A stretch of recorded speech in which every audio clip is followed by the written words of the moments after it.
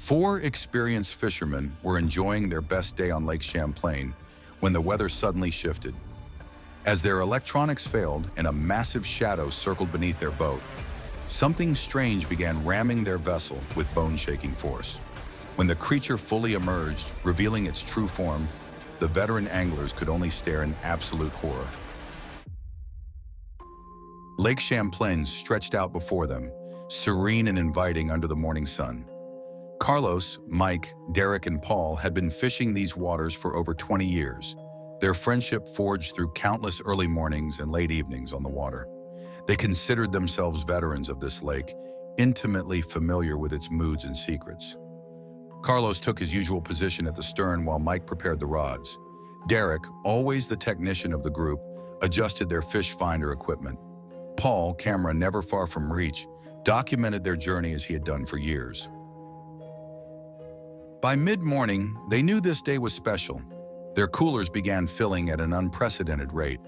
Bass, trout, and pike seemed almost eager to take their bait. Mike joked that the fish were practically jumping into the boat. The others laughed. Never in all their years had the fish been so plentiful. Derrick suggested one final round of casting before heading back to shore. The others agreed enthusiastically, riding the high of their success.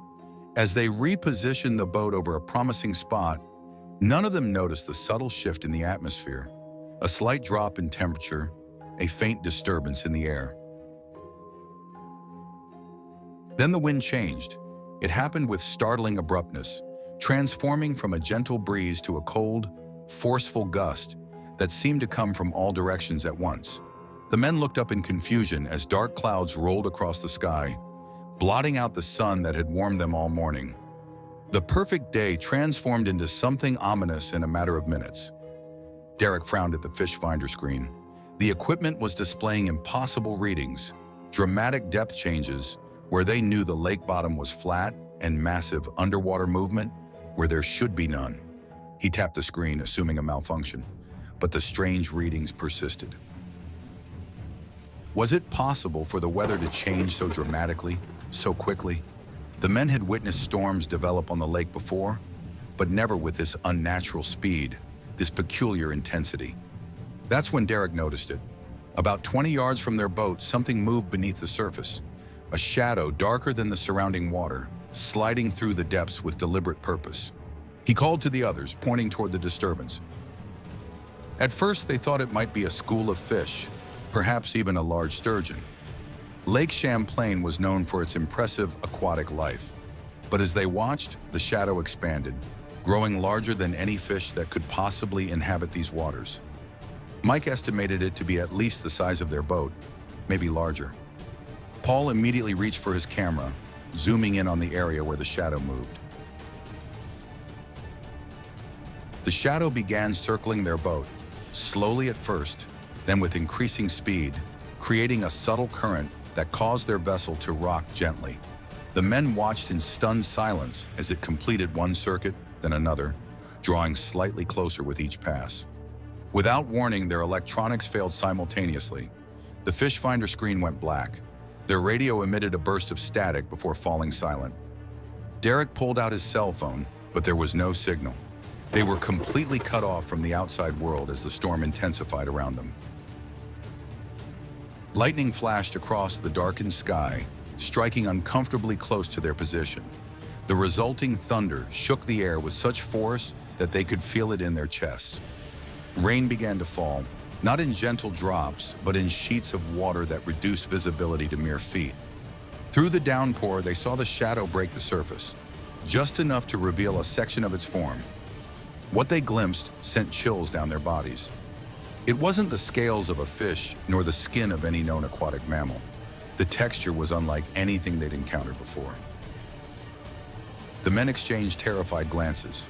In all their combined years on the water, none had seen anything that could explain what circled their boat. Carlos suggested it might be some undiscovered species from the lake's deepest regions. Mike wondered if it could be the legendary Champlain monster from legend stories. A massive wave struck without warning, nearly capsizing their vessel. They scrambled to stabilize the boat, gripping whatever handholds they could find. The temperature dropped dramatically in seconds. their breath now visible in the suddenly frigid air. Carlos attempted to start the engine, hoping to escape whatever circled them. The motor sputtered, roared briefly to life, then died. He tried again with the same result. Each attempt seemed to agitate the entity in the water. The shadow moved faster, its circuits growing tighter around their boat. Then it began ramming their vessel. The first impact came without warning, a powerful blow to the hull that sent reverberations through the entire structure. The men could feel it in their bones, a deep vibration that spoke of immense force. Each subsequent hit grew stronger, more deliberate. Paul managed to continue filming despite the danger. Through his viewfinder, he captured footage when the creature surfaced again, this time revealing multiple appendages, not fins, not tentacles, but something in between, moving with disturbing coordination. What terrified them most were the eyes, multiple glowing orbs that pulsed with the same rhythm as the electrical interference affecting their equipment. They seemed to radiate an eerie intelligence, observing the men with an intensity that felt calculating. A particularly violent impact split their hull, sending water rushing into the cabin. The creature dove after the fallen fish with explosive speed. When it resurfaced, the resulting wave crashed over the deck with such force that it knocked several more coolers loose. Their prize catch slid across the tilting deck and disappeared into the churning waters below. Mike shouted his realization. The entity wanted their fish. With the boat taking on water and no other options apparent, they pushed their remaining coolers overboard, watching as their entire day's catch disappeared into the depths. As the last fish vanished from sight, something extraordinary happened. The storm ceased with supernatural suddenness. The violent waves calmed to gentle ripples. The dark clouds parted, allowing sunlight to once again shine upon the lake. Their electronics reactivated simultaneously, screens flickering to life, radios crackling with distant voices, and cell phones buzzing with incoming signals. What rose from the depths of Lake Champlain defied all classification, all understanding of natural life. The creature ascended 15 feet out of the water, revealing a form that seemed to exist somewhere between solid and liquid, organic and otherworldly. Multiple limbs extended from a central mass that pulsated with bioluminescent patterns. Colors shifted across its surface in hypnotic waves. Deep blues, vibrant greens, and colors the men had no names for. Those eerie eyes, at least a dozen of them, fixed on the four fishermen with an intelligence that transcended species. For a long moment, the entity hovered there, water cascading from its impossible form. Then, with deliberate slowness, it sank back into the depths, leaving only ripples to mark its passage. With their boat taking on water at an alarming rate, they finally broke from their stupor and radioed for emergency assistance.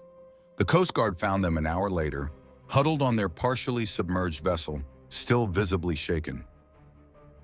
Paul's video went viral within hours of being uploaded. Experts analyzed it frame by frame. Despite the clarity of certain segments, no conclusive identification could be made. Within a month, the four fishermen, rather than being deterred by their experience, purchased a new boat. This one they equipped with additional cameras, scientific equipment, and reinforced hull plating. They returned to the lake, their eyes constantly scanning the depths below, wondering if and when the guardian of the lake might surface again. Is there something ancient and unknown dwelling in the waters we thought we understood? And if encountered, would you flee from such a discovery? Or like these four men, would you return, seeking another glimpse of the impossible?